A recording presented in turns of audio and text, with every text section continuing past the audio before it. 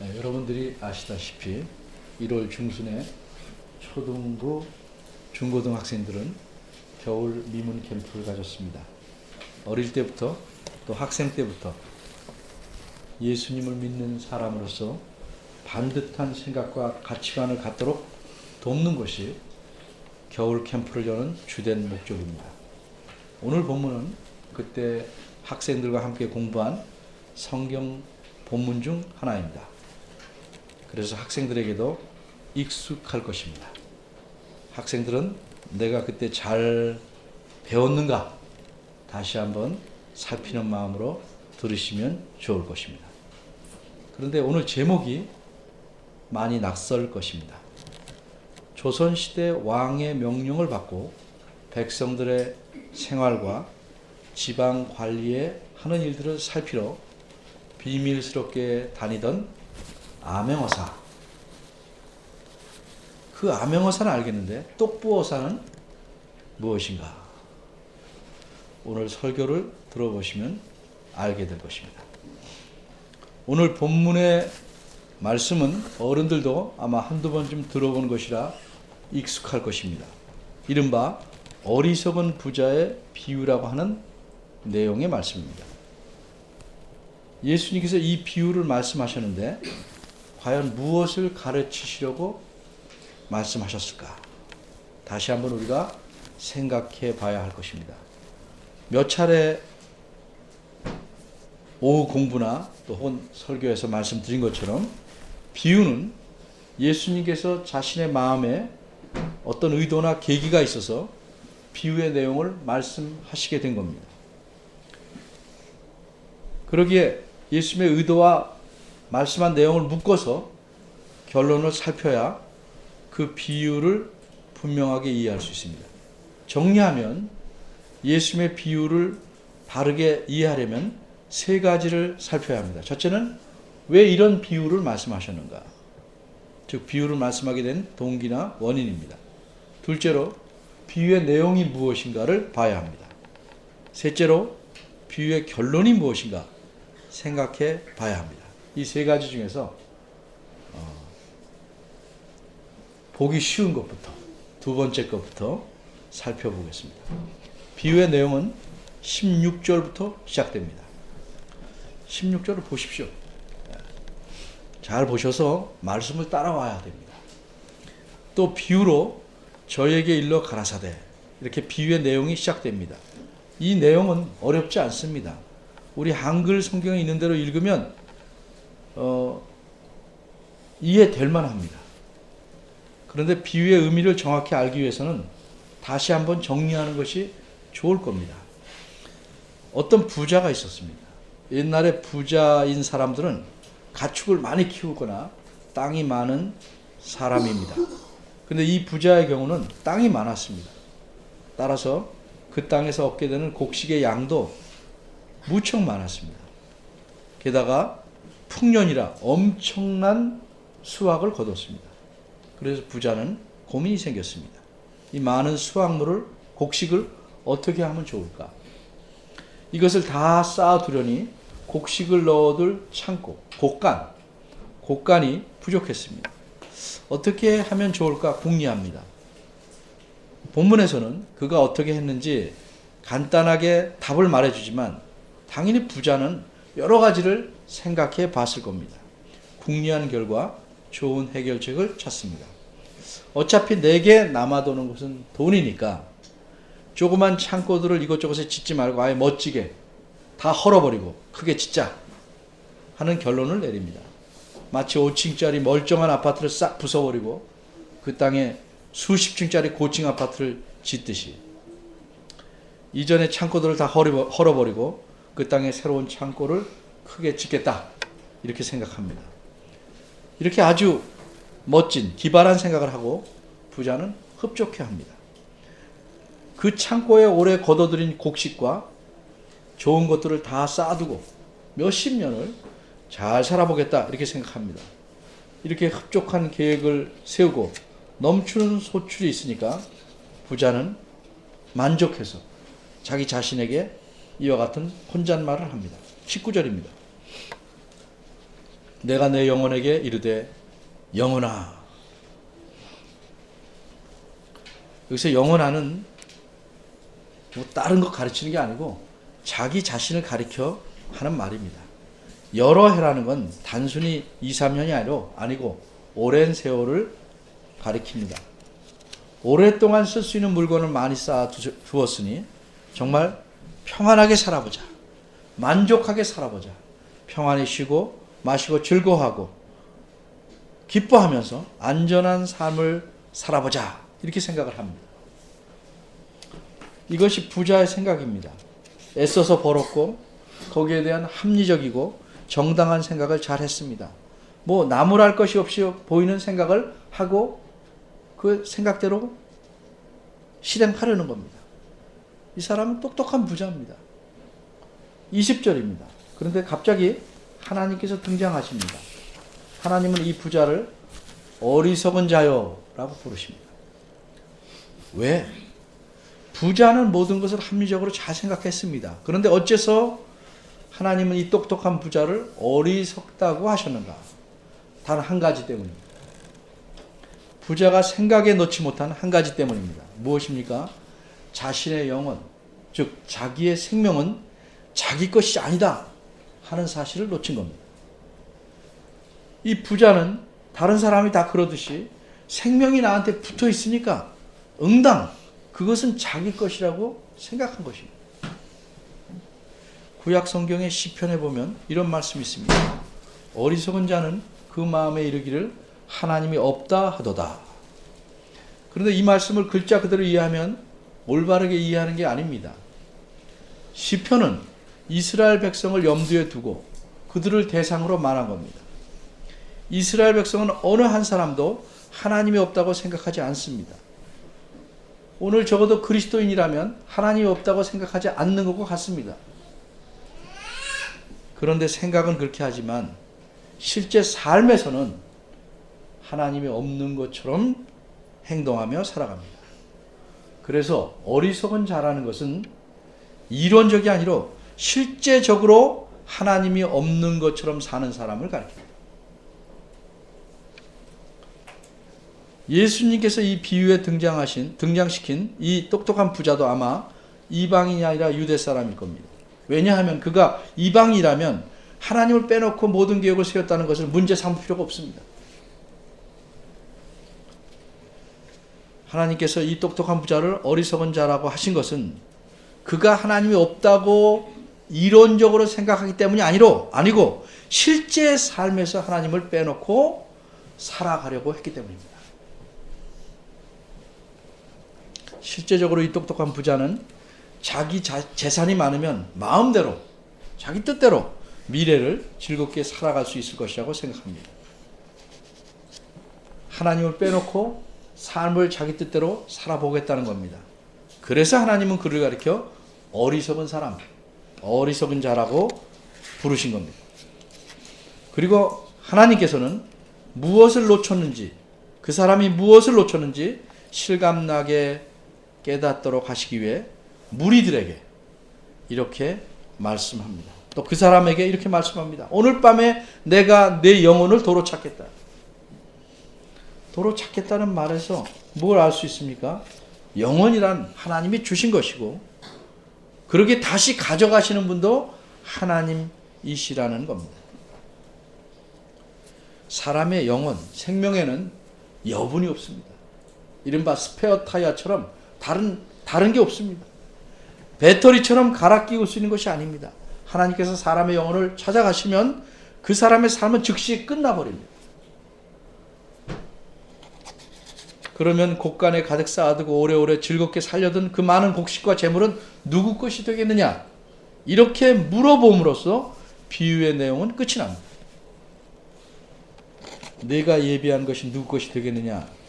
이 질문에 대한 대답은 할 필요가 없죠. 누구나 분명히 알 수 있기 때문에 비유는 거기서 끝났습니다. 죽은 사람은 자기가 쌓은 모든 것을 손톱만큼도 누릴 수 없습니다. 그럼 이제 우리가 생각할 것은 예수님께서 이런 비유에서 말씀하시려는 것이 무엇인가 하는 점입니다. 이 비유를 통해서 생명의 주인은 하나님이시다 하는 사실을 말씀하시려고 했는가? 물론 그건 사실입니다. 모든 생명의 주인은 하나님이십니다. 그걸 부인할 사람은 없지요. 그런데 이 사실을 단지 말씀하시려고 이 비유를 말씀하는 것은 아닙니다. 그렇다면 부자가 곳간을 많이 세운다는 것이 죄악이라고 말씀하셨는가? 아닙니다. 하나님의 백성이 혹은 그리스도인이 부자로 사는 것 자체가 죄악 아닙니다. 혹 10가지를 잘해놓고도 한 가지를 생각 못하면 다 그르친다는 걸 가르치려고 이 비유를 말씀하셨을까? 그렇지도 않습니다. 이 비유를 말씀한 목적은 도대체 뭔가 알려면 먼저 어떤 이유로 혹은 어떤 동기로 예수님이 이 비유를 말씀하시게 되었는가를 알아야 합니다. 그래서 비유의 동기를 먼저 살펴봐야 합니다. 예수님께서 가시는 곳마다 사람들이 몰려옵니다. 가시는 곳마다 병자들을 고치시고 또 이 앞부분을 보면 벙어리도 낫게 하셨습니다. 정말 놀라운 일들이 많이 일어납니다. 그러니까 사람들이 많이 몰려듭니다. 예수님이 어디에 나타나시다 하면 사방에서 벌떼처럼 몰려듭니다. 이렇게 몰려드는 사람이 얼마나 많은가? 누가복음 12장 그 앞에 1절을 보면 이런 표현이 있습니다. 그동안에 예수님 이렇게 다니시는 동안에 얼마나 많은 사람이 모여서 예수님을 따르는가? 수만 명의 무리가 이루게 됐다고 말합니다. 지금은 수만 명이 별거 아니라 했지만 옛날엔 사람들이 적은데 수만 명이 왔다는 건 모든 마을이 텅텅 비었다는 것 같습니다. 그 다음 표현은 더 실감이 납니다. 얼마나 많이 왔는지 서로 밟힐 만큼 되었다 이렇게 말합니다. 발 디딜 틈이 없게 많이 모인 겁니다. 그런데 이렇게 많이 모인 사람들 가운데서 어떤 한 사람이 예수님 앞으로 튀어나왔습니다. 13절입니다. 이 사람이 나와서 선생님 하고 부르면서 저희 집에 문제가 있는데 해결해 주시길 바랍니다 라고 말합니다. 아마 이 사람은 그 집안에서 동생인데 유업, 즉 부모가 남겨준 재산을 나누는데 형하고 문제가 생긴 듯합니다. 유대인들의 법에 의하면 맏아들은 전체에서 2몫을 갖습니다. 바꿔 말하면 전체를 셋으로 나누면 그중 2를 갖는 겁니다. 그리고 나머지 하나로 동생들이 자신의 몫을 챙깁니다. 동생이 하나라면 3분의 1을 갖지만 동생이 2이라면 이 3분의 1을 가지고 또 나눠야 됩니다. 그러니 장자의 몫이 굉장히 많습니다. 어쨌든 재산 다툼이 생겼습니다. 그래서 예수님이 그 가운데서 잘 얘기하셔서 자기에게 좀 재산이 더 올 수 있도록 해달라 이렇게 부탁을 합니다. 예수님의 명성과 권위를 이용해서 예수님을 중재자로 삼아서 재산 문제를 해결하려고 시도한 셈입니다. 14절입니다. 그러자 예수님은 추운 겨울날씨만큼이나 쌀쌀하게 대답하십니다. 이 사람아 라고 부르십니다. 이 말은 우리말에서는 좀 건방진, 좀 안 좋은 느낌을 주긴 하지만 말이라는 건 문화권마다 느낌이 다릅니다. 예를 들어서 우리말에서 마담 이렇게 말하면 요새 어린이들은 잘 모르겠지만 술집이나 다방과 연관해서 그 말이 생각나기에 안 좋은 느낌이 듭니다. 그런데 영어권에서는 마담이라고 하면 존경하는 여자입니다. 특히 기혼자들에게 예의를 갖춰서 마담이라고 그렇게 부릅니다. 이렇든 문화권마다 말의 느낌이 다릅니다. 예수님께서 이 사람에게 이 사람아 라고 한 거는 여보시오 라고 하는 말처럼 그냥 자연스러운 겁니다. 예수님은 이어서 이렇게 말씀합니다. 누가 나를 너희의 재판관으로 임명했느냐? 너희들 유업 나눈 일에 누가 나를 중재인으로 세워놨느냐? 무슨 뜻입니까? 그렇게 하지 않겠다는 의미입니다. 난 그렇게 안 하겠다. 그런데 예수님의 대답은 거의 돌직구에 가깝습니다. 말 속에 가시가 돋쳐 있는 것처럼 들립니다. 내가 보다시피 지금 얼마나 병자가 많으냐. 바빠서 못하겠구나. 이렇게 부드럽게 거절하지 않고 누가 나를 너희 재판관으로 세우느냐? 물건 나누는 자로 세우느냐? 매몰차게 거절하시면서 한 말씀 더 하셔서 못을 박습니다. 예수님께서 이렇게 하신 이유가 뭡니까? 예수님은 그 사람이 겉보기에는 정당하게 보일 만한 요구를 했지만 그 마음 속에 있는 시커먼 무엇을 보셨기 때문입니다. 15절에서 예수님께서는 이렇게 말씀합니다. 저희에게, 즉 거기 모여있는 모든 사람들에게 말씀합니다. 삶과 모든 탐심을 물리쳐라. 왜 이렇게 말씀하셨습니까? 예수님을 찾아온 사람의 마음을 읽으셨을 뿐만 아니라 그와 똑같은 마음이 그곳에 모여있는 사람들 모두에게도 있음을 아시기 때문입니다.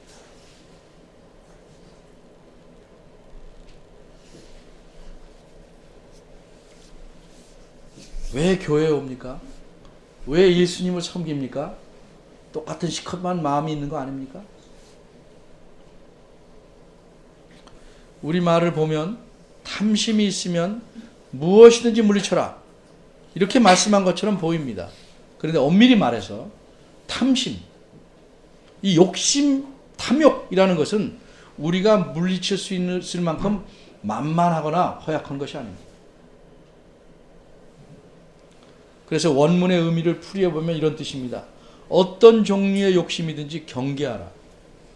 조심하고 경계하라. 물리칠 힘은 없어도 그것이 날 공격할 때 공격당하지 않도록 잘 경계하라. 조심하라는 뜻입니다.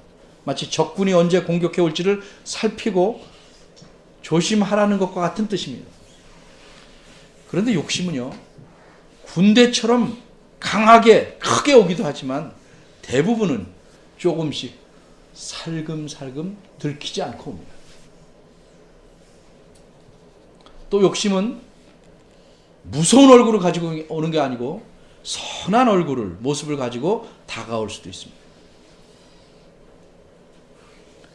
그러게 어떤 종류의 욕심이든지 주의하고 경계하라는 말씀입니다. 나쁜 모습을 띠고 욕심이 다가오면 경계할 수 있습니다. 그런데 선한 모습을 하고 욕심이 나타나면 긴장하지 않게 되고 조심하지 않을 수도 있고 때로는 그것을 사람들이 칭찬할 수도 있습니다. 난 목회자가 되겠다. 난 사모가 되기로 서원했다. 이런 얘기 가끔 듣습니다. 굉장히 좋아 보이죠? 선한 얼굴을 한 욕심일 수도 있습니다. 주를 위해서 많은 돈을 벌어서 쓰겠다. 선한 얼굴을 한 욕심일 수도 있습니다. 지금 주어진 일을 책임감 있게 성실하지 않으면서 미래의 훌륭한 지도자가 되겠다는 꿈을 가는 사람도 있습니다. 탐심입니다. 욕심입니다. 욕심은 자기 자신도 속일 수 있습니다. 그러기에 어떤 종류의 욕심이든지 경계하라고 말씀하신 겁니다. 근데 왜 사람이 그런 욕심, 탐심을 가질까? 그 사람 마음속에 담겨있는 생각, 위험한 생각 때문입니다. 그것이 무엇입니까? 15절 하반절에서 드러납니다. 예수님을 찾아온 사람뿐만 아니라 거기에 있는 많은 사람들도 그런 생각에 위험한지도 모르고 젖어 있기 때문에 예수님은 그렇게 말씀하는 겁니다. 어떤 생각입니까? 생명이라는 것, 내 삶이라는 것, 내가 누리는 좋은 삶이라는 것은 내가 가진 것이 풍족하냐 아니냐에 따라 비례한다. 거기에 달려있다 라고 생각하는 생각입니다.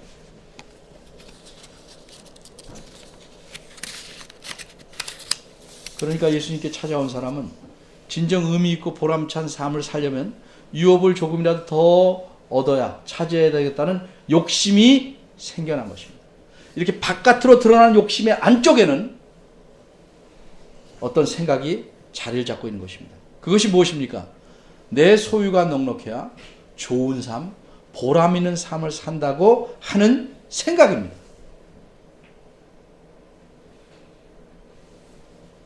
막말로 부자 되세요가 전 국민을 탐심의 도가니로 몰아넣는 겁니다.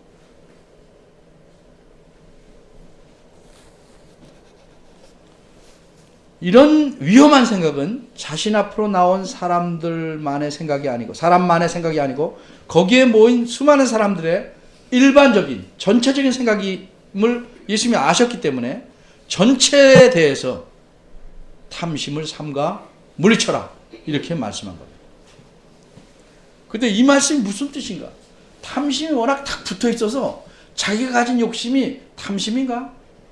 지나친 욕심인가? 이런 생각조차 못할 수도 있습니다. 그래서 좀 더 그것이 무엇인지 알려주시기 위해서 16절부터 비유를 말씀하게 된 겁니다. 그러니까 이 비유는 무슨 얘기입니까? 비유에 등장한 부자가 곡간을 더 짓고 많이 쌓고 하는 것은 사실 탐심에서 나온 것이라는 거예요. 그리고 이렇게 탐심을 보인 부자의 마음속의 생각은 어떤 겁니까? 내 생명의 모든 것이, 삶의 가치가, 보람 있는 삶이 재물이 넉넉해야 하는데 달려있다 하는 생각.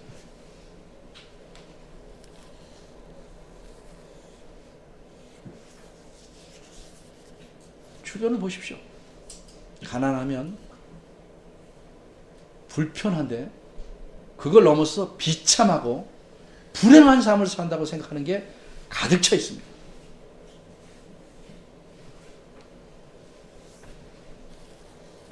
따라서 비유의 결론을 예수님은 뭐라고 말씀하셨습니까? 21절입니다. 자기를 위하여 재물을 쌓아두고 하나님께 대하여는 부요치 못한 자가 다 이와 같다. 자기를 위해 재물을 쌓는 것 자체가 나쁘지는 않습니다. 그런데 자신만을 위해서 쌓아두고 하나님에 대해서는 부여하지 못한 것이 문제입니다. 바꿔 말하면 이렇습니다. 자기 자신을 위해서는 재물을 많이 쌓아두지만 하나님께 대해서는 인색한 사람은 다 어리석은 사람이라는 말씀입니다. 이게 비유의 결론입니다. 근데 아직도 풀어야 될 게 좀 있죠. 왜 20절에서 갑자기 하나님이 등장하셨습니까?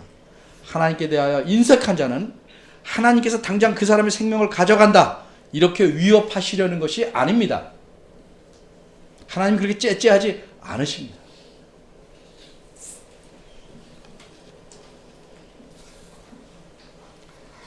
그렇게 탐심을 부려서 자신의 삶을 멋지게 살아가려고 재물을 의지하려는 자는 아무리 계획을 치밀하게 짜놓아도 하나님이 생명을 가져가면 끝이라는 사실을 기억하라는 겁니다. 그러니까 탐심을 부리면 안 된다는 말씀입니다. 자기를 위해서 재물을 쌓아두고 하나님께 대해 인색한 자는 누구나 탐심 때문에 그렇게 하는 것이다 라고 꼭 집어서 말씀하는 겁니다. 결국 이 비유에 등장하는 부자는 똑똑하지만 사실상 하나님 눈에는 어리석은 자입니다. 똑똑한 부자이지만 어리석은 사람, 한 자씩 따서 똑부 어사입니다. 이게 뭔지 궁금하게 하려고 제가 말을 짜 맞췄습니다. 오늘 본문에서는 하나님에 대해서 무엇을 알려줍니까? 하나님은 우리들에게 하나님에 대해서도 부유하라, 즉 인색하지 말기를 원하십니다. 바른 생각을 가진 사람은 누구나 진실되게 삶을 살려고 합니다. 이왕 살 때 보람 있게 살려고 합니다. 현재 막 사는 것처럼 보이는 사람도 처음에는 안 그랬습니다. 살아보려고 애써도 안 되니까 포기하고 막 가는 겁니다. 그렇게 살아가지 못한 책임이 누구에게 있든지 간에 처음부터 막 살아보려고 태어난 사람은 하나도 없습니다. 진실되게 나름대로 살아보려고 뭘 해보려고 하는데 안 되니까 포기 상태에 이른 사람도 있고, 안 되고 그것이 더 나빠져서 엉망이 된 사람도 있습니다. 그런데 무엇이 진정하고 보람찬 삶인가? 이것은 그 사람이 가진 생각이 굳어진 가치관에 의해서 결정됩니다. 무엇이 자기의 삶을 진실되고 보람되게 만들어준다고 생각하는가? 그것은 그 사람이 어떤 가치를 갖느냐, 어떤 기준을 갖느냐에 달려 있습니다. 무엇을 우선으로 생각하느냐에 달려 있습니다.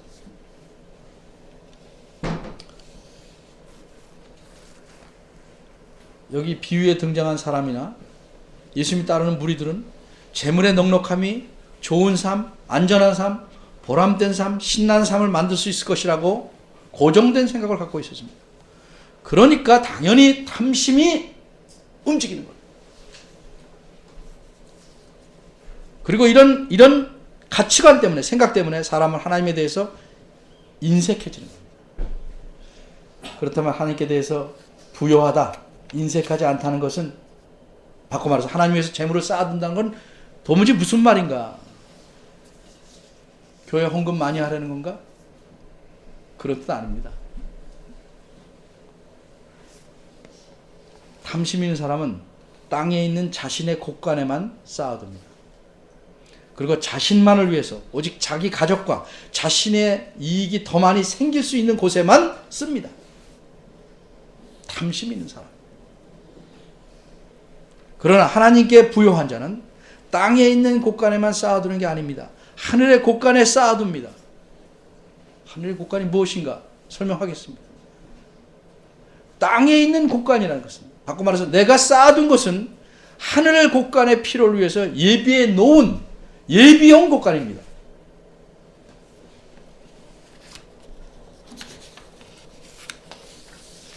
그럼 하늘 곳간에 쌓아둔다는 게 무언가? 어떤 성경학자는 이렇게 말합니다. 하나님께 부요하다는 것은, 바꿔 말해서 하나님께 인색하지 않고 부자가 된다는 것은 하나님의 관심이 있는 곳에 자신의 재물을 쓴다는 것입니다. 이 말이 틀리지 않다는 사실은 이 다음에 필요할 때 또 살펴보겠지만, 일단 누가복음 12장 32절부터 보면 미리 해답을 알 수 있습니다. 하늘 곳간에 재물을 쌓아둔다, 하나님에 대해서 부자가 된다 하는 말은 무슨 뜻인가? 33절은 이렇게 말합니다. 너희 소유를 팔아 구제하며 낡아지지 아니하는 주머니를 만들어라. 곧 하늘에 둔 바 다함이 없는 보물이니 거기는 도적도 가까이 하는 일이 없고 좀도 먹는 일이 없느니라. 한마디로 남을 위해서 쓰는 겁니다. 다른 사람을 위해서 쓰는 것입니다. 하나님께서 여러분의 재물을 가져가신 게 아니고 하나님이 원하시는 곳에 쓰는 것이 하나님께 부자가 됩니다. 특별히 오늘 본문과 연관해서는 가난한 사람, 정말 필요한 사람들에게 내 재물을 나눠주는 것, 이것이 하나님에 대해서 인색하지 않은 겁니다. 개인은 물론이고 교회도, 비록 교회가 구제를 전문적으로 하는 기관은 아닐지라도 교회의 중요한 일 중에 하나는 남을 위해서 구제하는 것. 하나님의 관심이 있는 곳에 쓰는 것입니다. 하나님은 악인과 선인에게 골고루 비를 주시고 해를 주십니다. 마찬가지로 우리가 어떤 사람을 도울 때 그 사람의 죄의 경중을 따라서 돕는 것은 아닙니다. 필요하다면, 그 사람이 악한 일에 쓰지 않는다는 것을 안다면 내가 싫어하든 좋든 필요에 따라 가난 때문에 고생하는 사람들에게 우리가 가진 것을 써야 합니다. 이것이 하나님에 대해서 부요한 것입니다. 그러면 어떤 사람이 이렇게 말합니다. 그렇게 쓸 수 있을 만큼 내가 부자라면 좋겠습니다. 재물을 아무리 갖고 있어도 남을 위해서 쓸 수 없는 사람은 가난한 사람입니다. 근데 어디서 들은 말이지만 사람은 나눠줄 것이 없을 만큼 가난한 사람은 하나도 없답니다.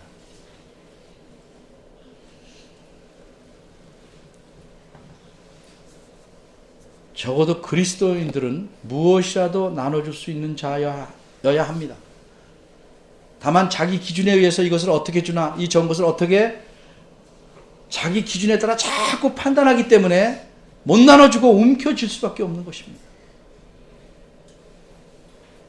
탐심은 생각에서 오는 겁니다. 재물이 많아야 삶이 보람차고 넉넉할 수 있다는 생각에서 나오는 겁니다. 그래서 대부분의 사람이 이런 생각 때문에 탐욕의 덫에 걸려서 살아갑니다. 그리고 그 탐욕을 채우려고 밑빠진 독에 물 붓듯 하고 있습니다. 실제로는 자기 마음의 욕심을 채우기 위해서 별의별 핑계를 다 대면서 하나님이 관심 있는 일에 재물을 사용하지 않으려 하는 것은 아닌지 생각해 봐야 할 것입니다. 늘 생각해야 됩니다. 왜? 애쓰고 번 것일수록 잘 써야 되니까, 바르게 써야 되니까 생각해야 됩니다. 하나님께서 우리에게 어떤 삶을 살기 원하시는지, 왜 하나님께서 우리를 불러 이 땅에서 하나님 자녀로 삼았고 어떤 일을 하도록 의도하셨는지 생각해 봐야 합니다. 에베소서 2장 중간에 보면 우리를 모든 선한 일을 위하여 우리를 지으셨다 이렇게 말씀합니다. 선한 일이 무엇입니까? 하나님이 원하시는 일. 이 땅의 교회는 왜 세워졌고 왜 우리가 교회에 다니고 있는가? 교회 하는 일은 뭔가? 생각을 깊이 해봐야 됩니다. 하나님이 원하심에 하나님께서 우리에게 맡겨주신 모든 것을 쓸 수 있는 자가 정말로 현명한 부자고 지혜로운 사람입니다. 그런 사람들 여러분이 되시기 바랍니다. 똑부어사가 아닌 즐거이 나눌 줄 아는 사람, 지혜로운 사람이 되기를 바랍니다. 기도하겠습니다. 하나님, 우리가 자신의 마음을 들여다보면 스스로 가난하다고 생각하고 도움이 필요하다고 생각하지만 자기만을 채우려는 탐욕이 적지 않게 쌓여 있음을 보게 됩니다. 더 큰 문제는 우리가 이런 탐욕의 늪에 빠져 있음을 모르고 늘 하나님께 바라기만 합니다. 늘 손만 내밀고 복을 달라고 구하는 데 문제가 있습니다. 하나님, 우리의 주의를 돌아보게 하시고 주께서 이미 우리에게 베푸시는 은혜가 얼마나 충분한 것이고 그것이 우리 안에 고여있는 것이 아니라 흘러넘쳐서 하나님의 관심과 마음이 움직이는 곳에 우리의 눈과 마음도 따라가게 하시고 우리의 재물도 비록 적지만 나눌 수 있도록 도와주옵소서. 그래서 하나님을 기쁘시게 하고 하나님의 사랑을 받는 교회, 우리 각자가 될 수 있도록 이끌어 주옵소서. 저희들의 눈을 열어주시고 내 것을 움켜잡은 손을 펴게 하시고 마음에 딱딱하게 쌓이는 탐욕의 찢기들을 제거해 주시고 주님을 위해서 모든 것을 드릴 수 있는 참 귀한 사람, 사람다운 사람들이 될 수 있도록 도와주옵소서. 예수님의 이름으로 기도합니다. 아멘.